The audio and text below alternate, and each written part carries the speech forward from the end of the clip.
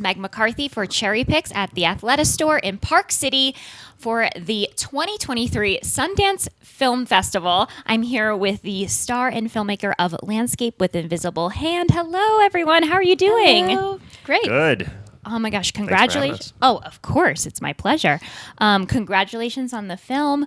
I have a million thoughts, but for the sake of time and your busy schedule, I will make it concise. But this film is so damn relevant. So thank you for gifting it to us, and congratulations again. Thank you. Real pleasure to be here.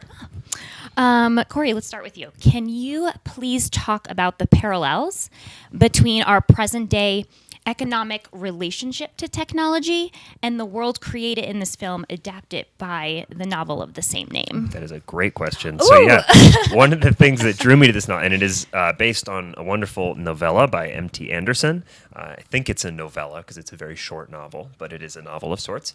And what I thought was so radical and interesting about the idea of the story was that it's about an alien invasion where the alien takeover is kind of a fully economic one. So they're not necessarily nasty military aliens. They're just aliens that have better technology and industry than we humans do and kind of come to Earth and make humanity obsolete. And I think that's relevant for perhaps obvious reasons. There's also a very kind of prescient but unusually constructed kind of social media allegory in the movie. It follows Adam, a young artist, and Chloe, a young woman who goes to his high school, played by Kylie here, as they find some way to keep their kind of hungry family fed by selling their courtship to sort of live streaming their courtship to aliens that are kind of condescendingly fascinated by human love, which is something they don't understand at all. So it's a very strange, interesting kind of tangle of ideas and metaphors, and that was what spoke to me more than anything else about this book. Absolutely, and it feels very real. Kylie, Adam, as your brilliant director just said, Adam and Chloe's, has this idea to broadcast their relationship and love life for money, which, like I just said, unfortunately feels closer to reality than not. How does the pressure that they're put under to commoditize their relationship and stay together impact their outlook on love, themselves, and financial survival? Whoa. Sorry. I know it's early. You have the good I like to hit questions. you with the loaded questions. No, you're great. I really think, from my perspective anyway, it's definitely the first time either of them have had a sort of romantic involvement with a person. So, I can't even imagine the effects like that would personally have on a person, especially your first sort of love. I think it mainly just strains the relationship, and really mainly Chloe, I think especially, has more so a more business look on love, and I feel like her ideas maybe didn't change too much from what she originally thought, because well, you have to see the movie, but I think it really just kind of sends them down a very confusing road of if their feelings for each other are real or not, or more manufactured.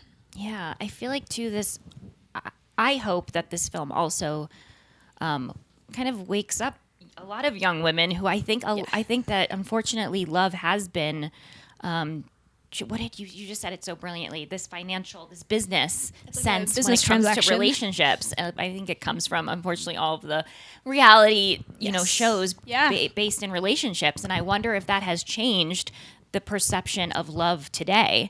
And I think that it can be a really good kind of wake-up call and a reflective experience when folks watch this show.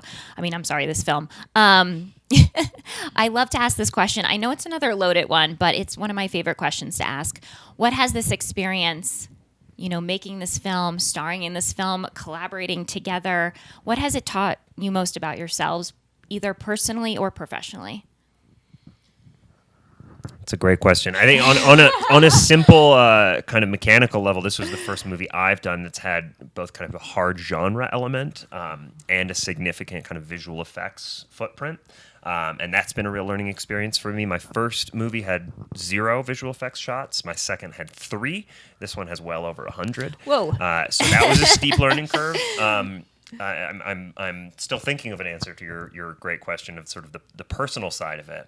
I think I probably need a few more years out from it before I can tell you exactly how I've grown as a human being. But certainly every movie that I do, I think parts of yourself that maybe you don't even intend to sort of let out onto the page end up there when you write a film script, and even more of you kind of comes out when you're directing. And obviously there's self-revelation and self-exploration through acting as well. Yeah.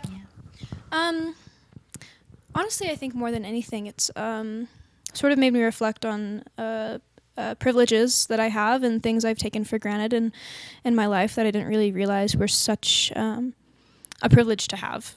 And I'm so thankful for that. Yeah, I think mainly that's the big effect it's had on me. And yeah. That's beautifully said. Well, thank you so much, and congratulations again. I hope you have a lovely rest of your festival and enjoy yourselves and celebrate yourselves. And thank you again.